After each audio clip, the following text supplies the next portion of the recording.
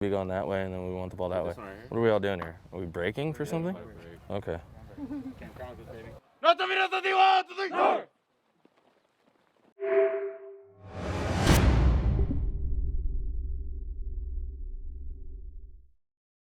We have two guys from last year's team, the 2020 grads that were senior captains last year.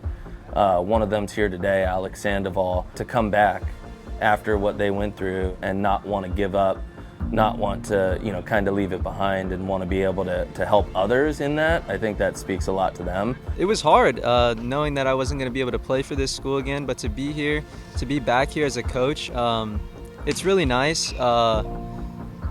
The opportunity to help these guys win is really important to me, and being out here coaching these guys is a way for me to get back at it, watching them succeed. So what we have here is the home plate by Premier Sports. What it allows us to do is basically recreate any pitch that exists in a live format. Like today we're doing a situational inter squad, and what I've done here is program 8 pitches into the machine, and I'm going to hit the random button, and I'm just going to simply feed, and the computer is going to decide what pitch is coming. So it simulates a game better than any other machine that exists.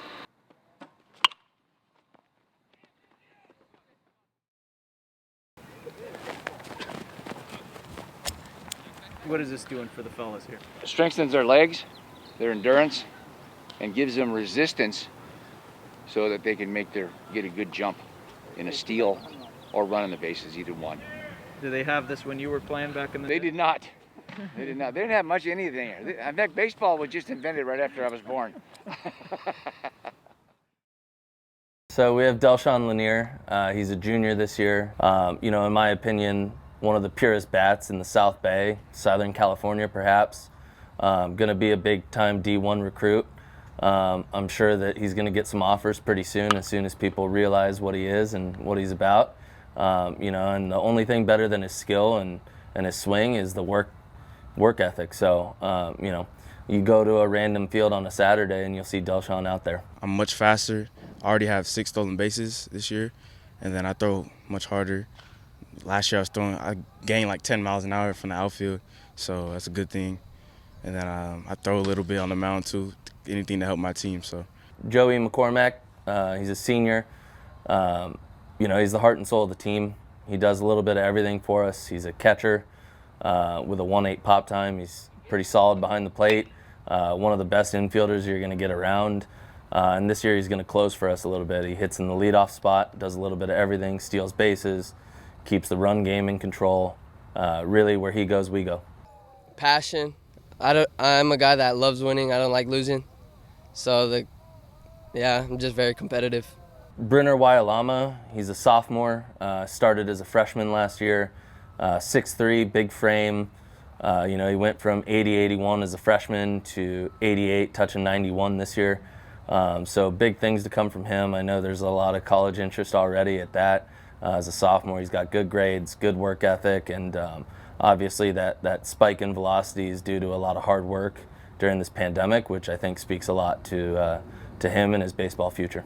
As a pitcher, I'm just trying to throw as many strikes as I can, just trying to get guys out and just trying to get our team back in the dugout so we can get our offense going. And then for third base, same thing, is just make good defensive plays and just get outs pretty much. Tristan Fernandez, he's a junior this year, started for us as a sophomore last year. He's our shortstop and one of our best relief pitchers. This year he really learned to swing the bat a lot better, controls the bat, does a lot of things well for us, hitting well, and defensively he makes some plays that, even in my time at other schools, I haven't seen many kids able to make. So, Tristan is a very solid piece of our team defensively and at the plate. On this team, I bring energy, and I just play my hardest all the time. Kevin Pena, he's a junior. He's a pitcher, third base, outfield, all of the above. 85, 88 on the mound, mixes multiple pitches well. Really, this year, his biggest improvement has been with velocity. He does a lot of things for us, and when he's on the mound and when he's on, he's one of the hardest kids to hit. Just being athletic, I've always played third base, and then I adapted into playing outfield. And when I started pitching around like 12 years old and just liked pitching from there. Ryan Petch, he's a junior, plays second for us, plays a little bit of outfield as well. A lot of pop at the bat, really tough kid, as competitive as they get, you know, so he just kind of fits that mindset that we want here, and you know, so far in the year he's been living up to all the expectations and exceeding them. My swing, my approach, and having a plan up at the plate allows me to be a great hitter.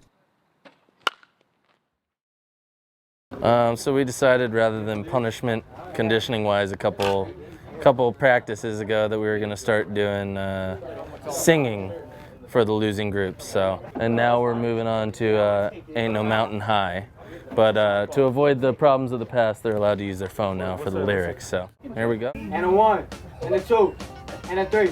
Ain't no river wide enough, babe. I'll be there. Nobody's singing. I in love. Ain't no getting to you, baby. It's so much better as it gets worse. That was beautifully terrible, gentlemen. So bad.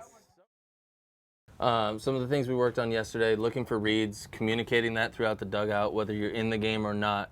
Okay, look for rhythms and patterns and ways to help the team. All right, field responsibilities. Let's go.